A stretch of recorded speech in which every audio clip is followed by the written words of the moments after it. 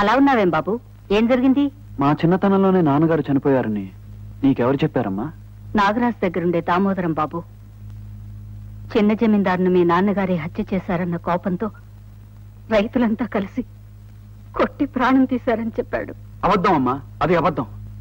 నాన్నగారు చేయని నేరానికి 14 ఏళ్లు జైలు శిక్ష అనుభవించి తను నిర్దోషులనే నిజాన్ని కనీసం మన దగ్గరైనా చెప్పుకుందామని విడుదలైన తర్వాత మన కోసం వెతికి మనం ఎక్కడున్నామో తెలియక చివరికి అరుణాబాయి అనే డాన్సర్ ఇంట్లో ఈ మధ్యనే మరణించారట. బాబు, అవునమ్మా, ఈ నిజం నాకు ఇప్పుడే తెలిసింది. ఆ అరుణాబాయికి నాన్నగారికి ఏమిటమ్మా సంబంధం? మగవాళ్ళంతన అందంతోనూ ఆటపాటలతోనూ వల్లో వేసుకుని ఎన్నో కుటుంబాలు కూల్చిన నీచురాలు బాబు అరుణాబాయి. మీ నాన్నగారిని మనకు కాకుండా చేసి మన పచ్చటి సంసారంలో చిచ్చుబెట్టిన మాయలాడిరా అరుణాబాయి, మాయలాడి.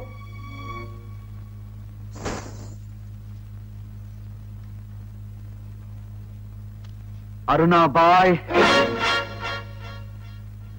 ఏమిటా పిలుపు? ఈ పిలుపు నేను కాదు అరుణాబాయ్, ఈ మువ్వలు పిలుస్తున్నాయి. నోట్ల కోసం ఆటలాడే నీతి లేని ఆడది కొంపకు నిప్పు పెట్టి తప్పించుకున్నంత మాత్రాన మర్యాదస్తురాలిగా మారలేదనే మాట ఈ మువ్వలు సవడి చేస్తూ చెప్తున్నాయి అరుణాబాయ్. నీకెలా తెలిసింది? ఎవరు చెప్పారు? ఆపో, ఇప్పుడు ప్రశ్నలు అడిగేది నేను, నువ్వు కాదు అరుణాబాయ్. ఇంతకాలం రూపాయల శబ్దంతో నన్ను నువ్వు ఆడించావు, ఇప్పుడు ఈ మువ్వల శబ్దంతో నేను నిన్ను ఆడించడానికి వచ్చాను. చెప్పు, మా నాన్నగారికి నీకు ఉన్న సంబంధం ఏమిటి? నీ భర్తను చంపి జైలుకు వెళ్లిన ఆయన బయటకు రాగానే నిన్నే ఎందుకు కలుసుకున్నారు? చెప్పు, చెప్పరు నాబాయ్. కళకళలాడుతూ ఉన్న మా కుటుంబంలో కల్లోలను ఎందుకు రగిల్చావు?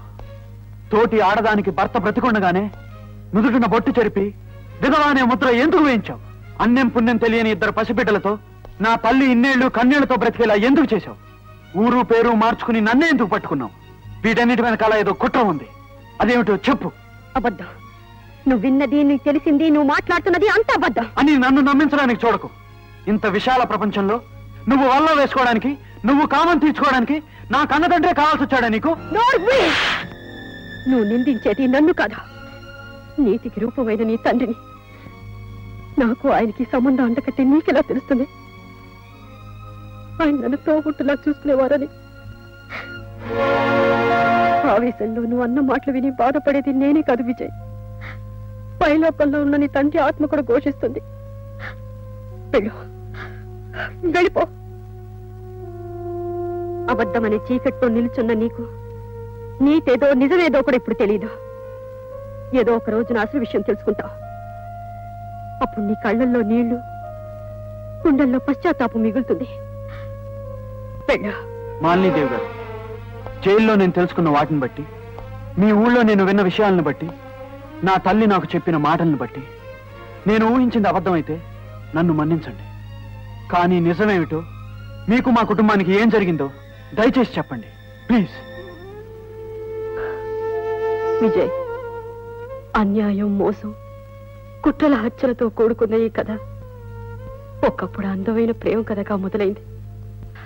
అప్పుడు పసిపిల్లగా ఉన్న నా కళ్ళకు ఈ లోకమంతా ప్రేమే కనిపించేది. ఆ ప్రేమకు రూపం చిన్న బాబుగా పిలువపడే జమీందార్ కృష్ణరాజు వర్మ. చిన్నబాబు, నా చేతి మీద నీ పేరు రాశావు కదా, మరి నీ పెద్దయ్యాక పెళ్లి చేసుకుని నా అత్తారింటికి వెళ్ళాననుకో, అక్కడ నా మొగుడు నీ పేరు చూసి దెబ్బలాడితే, ఇదిగో మాలిని, నిన్ను పెళ్లి చేసుకునేది నేనే. ఎప్పటికైనా నువ్వే నా పెళ్ళాన్ని. కొన్ని రోజుల్లో నేను ఇంగ్లాండ్ వెళ్తున్నాను. పెద్ద చదువులు చదివి పెద్దవాడిని, నిన్ను పెళ్లి చేసుకోవడానికి వచ్చేస్తాను. అప్పటి వరకు నువ్వు నా కోసమే కాచుకుని ఉండాలి. శిస్తు కట్టలేని మా నాన్నగారిని నాగరాజు వర్మ చిత్రహింసలు పెట్టి ప్రాణాలు తీశాడు. బలవంతాన నన్ను గానా బజానాలో పడేశాడు. ఆలోచించే అరుణాబాయ్ వారు మా చిన్న జమీందారు కృష్ణరాజవర్మ గారు. లండన్, గిండన్, ప్యారిస్, గిరిస్ క్షణమడా తిరిగేసి ఈ మధ్యన ఇండియాకు వచ్చారు. వారు చిన్నప్పుడే ఒక అమ్మాయిని ప్రేమించారట. వచ్చినప్పటి నుంచి ఆ పిల్ల కోసం పిచ్చివాళ్ళ వెతుకుతూ ఆ పిల్ల కనిపించకపోయేసరికి సీసాతో సావాసం మొదలెట్టారు. ఆయన బాధ మరిచిపోయేలాగా నీ నైపుణ్యం చూపించు, ఆయన మరిపించు. గజ్జ కట్టు, పాడు పాట, ఆడు ఆట. మన్నించండి. చిన్నతనంలో ఆయన గుండెల్లో పడ్డ జ్ఞాపకాల్ని ఆటతోనూ పాటతోనూ చెరిపేయడం సాధ్యం కాని పని. ఈ రోజు నేను డాన్స్ చేయలేను. అదేమిటి, మనశ్శాంతి కరువైన వాళ్ళకి నీ ఆటపాటతో శాంతి కలిగిస్తావని విన్నాను. ఆడనంటావేమిటి? కమాన్. నన్ను క్షమించండి. నేను ఎవరు? నిన్ను ఎక్కడో ఎప్పుడో ఏదో జన్మలో చూసినట్టు కలిసినట్టు అనిపిస్తుంది. ఎవరు నువ్వు?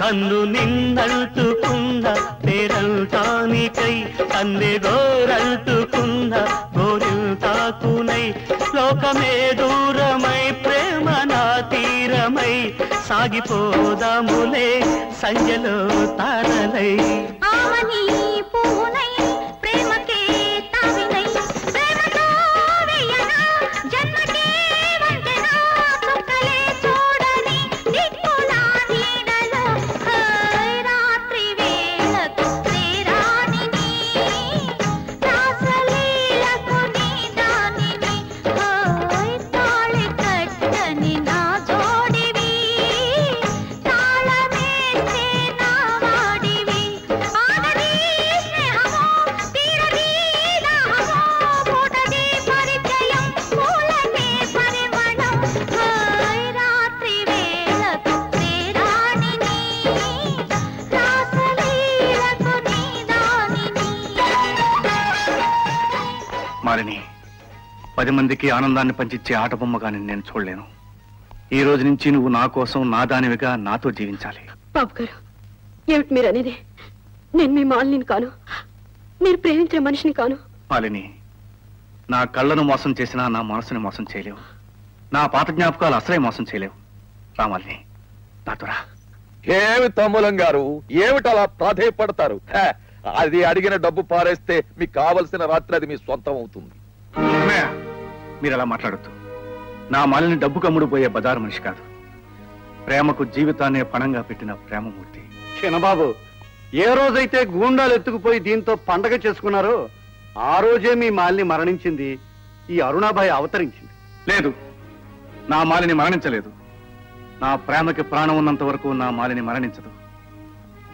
ఈమె నా కోసం జన్మించింది, నా ఇల్లాలిగానే ఉంటుంది.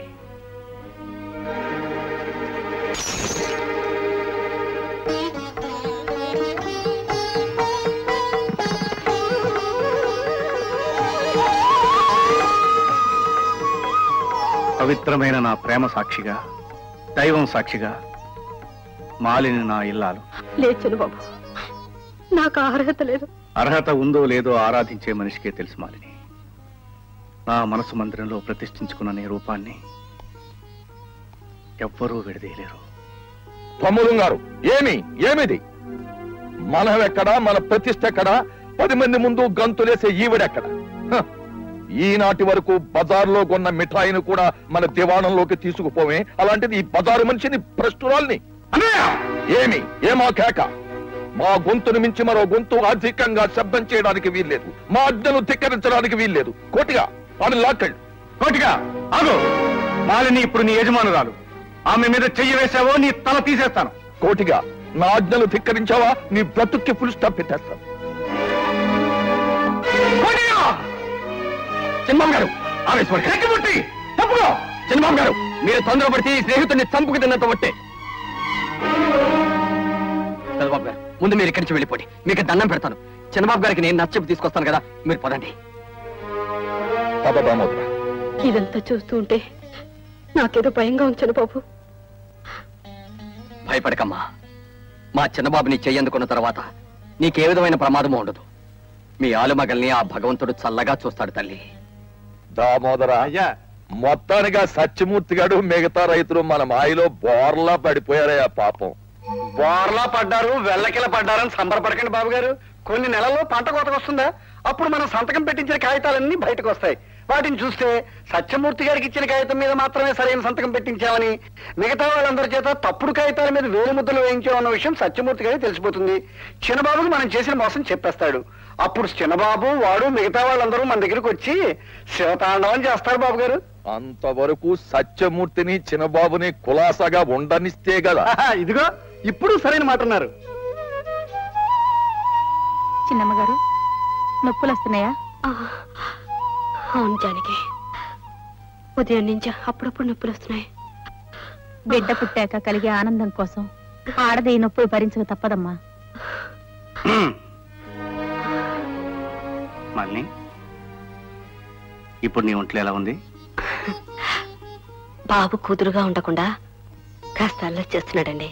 అంటే అంతా నా పోలికే అన్నమాట. చూడాలి. సరే, ఇంతసేపు ఎక్కడికి వెళ్ళాను మీరు? సత్యమూర్తితో కలిసి పొలం దగ్గరికి వెళ్ళాను. 7 పంటలు బాగా పండాయని విన్నాను. శిస్తులు పోను బాగా మిగులుతుందని రైతులంతా ఎంతో ఆనందంగా ఉన్నారు. చిన్నబాబు గారు, చిన్నబాబు గారు, ఏమిటి వీరయ్య, ఏమైంది? అన్యాయం జరిగిపోయింది బాబు. ఆ సత్యమూర్తి మమ్మల్ని మోసం చేశాడు. మా నోట్లో మట్టి కొట్టాడు బాబు. ఎవరు? సత్యమూర్త? అవును బాబు, ఆడే మమ్మల్ని నమ్మించి మోసం చేశాడు. వీరయ్య, నోరు జరక. సత్యమూర్తి అలాంటి వాడు కాదు. మేము కూడా ఇప్పటిదాకా అట్టాగే అనుకున్నాం బాబు. కానీ ఇప్పుడు తెలిసింది ఆడు పెద్దయ్య గారి తొత్తని. ఆడిని నమ్మి మేము సంతకాలు చేసిన కాగితాల్లో ఏం రాసిందో చూడండి. పంట పండించి ఇంతకాలం మేము చెల్లించిన సొమ్మంతా అసలు కాదట, వడ్డీ మాత్రమేనట.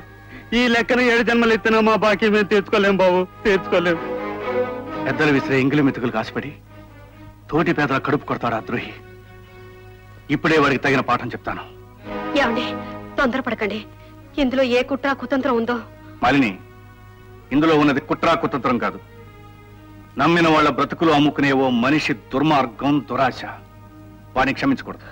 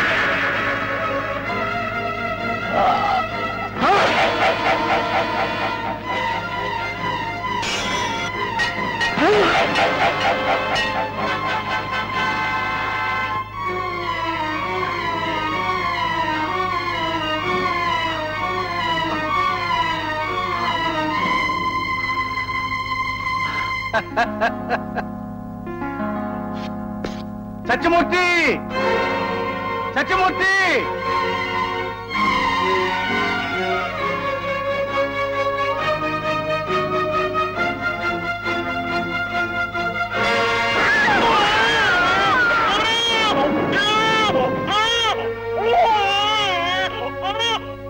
సత్యమూర్తి చిన్నబాబు గారిని చంపేశాడు రండి. సత్యమూర్తి చిన్నబాబు గారిని చంపేశాడు రండి.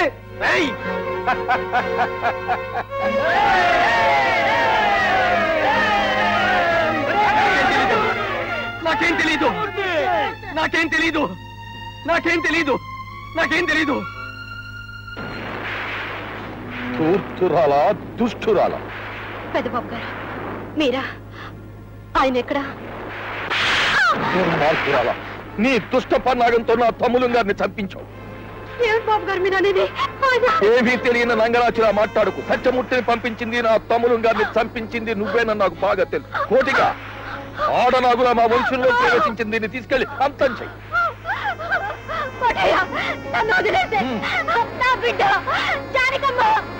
అయ్యగారు, అరుణమ్మకి చచ్చిపోయిన బిడ్డ పుట్టిందండి. శభాష్, పాపిష్టి వంశోద్ధారకురాలు చచ్చి పుట్టిందా? బూడిద చేసే.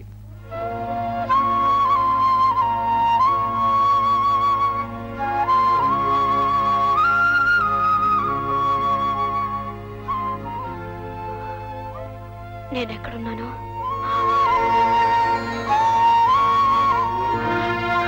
లేదు, వద్దు. మళ్ళీ నన్ను పాడు చోటు తీసుకొచ్చావా? వద్దు, నన్ను ఇక్కడి నుంచి తీసుకెళ్ళిపో. నేను ఇక్కడ ఉంటాను, నేను ఇక్కడ ఉన్నాను, నన్ను ఇక్కడి నుంచి తీసుకెళ్ళిపో. చిన్నబాబు గారి మీద నాకున్న అభిమానంతో మొదటిసారిగా పెద్దబాబు గారు చెప్పిన పని చేయలేకుండా వెళ్ళిపోతున్నాను చిన్నమ్మ. ఇక్కడ బ్రతకడం కంటే చావడం మంచిది. మీ పెద్దయ్య గారి ఆజ్ఞ ప్రకారం నన్ను చంపే కోటయ్య, నన్ను చంపే. లేదమ్మా, చిన్నబాబు గారి భార్య, నిన్ను చంపలేను. అరుణమ్మ, ఇంకెప్పుడు ఆ దివాణం వైపు రావద్దు. వచ్చావో నువ్వు నేను కూడా ప్రాణాలతో మిగలం. ఒకరోజు ఊహించిన విధంగా చావు బ్రతుకుల్లో ఉన్న మీ నాన్నగారు మా ఇంటికి వచ్చారు. తను నిర్దోషినని, నా భర్త హత్యకి, అందరి బ్రతుకుల అన్యాయానికి కారణం ఆ నాగరాజవర్మ, దామోదరం అని చెప్పారు. వాళ్ళు పన్నిన వలలో మనమందరం చిక్కుకుని అంతా నాశనం అయ్యామని చెప్పారు. దాంతో వాళ్ళ మీద కక్షతో నేను నిన్ను వెతుక్కుంటూ బయలుదేరాను.